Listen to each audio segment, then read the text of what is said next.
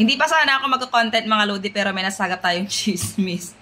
Bea Alonzo at Dominic Roque, hindi na ba matutuloy ang kanilang kasal? Kasi nga naman mga Lodi, itong si Dominic may post na sabi niya doon, church is not about me. 'Di ba? Kung natatandaan natin, nag-propose na siya kay Miss Bea Alonzo.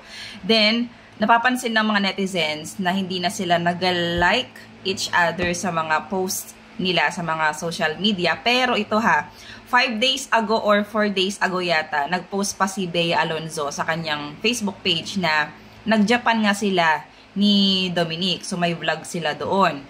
Ngayon, hindi ko lang alam kung totoo yung mga chismis-chismis or yung mga kumakalat na balita na baka may tampuhan sila or hiwalay na sila.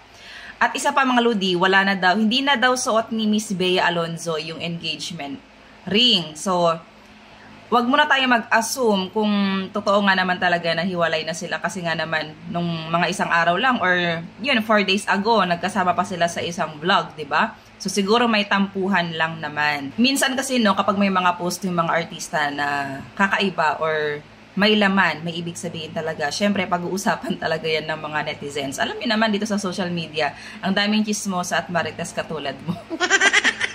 Ayan, pero abangan natin guys kung hiwalay na ba talaga sila or siguro may tampuhan lang naman yan mga Lodi. Ganyan naman yung mga mag-partner, mag-jowa or kahit sa mag-asawa, diba? May mga bagay-bagay na hindi sila pagkakaintindihan. So, it's normal lang naman. So, let's wait.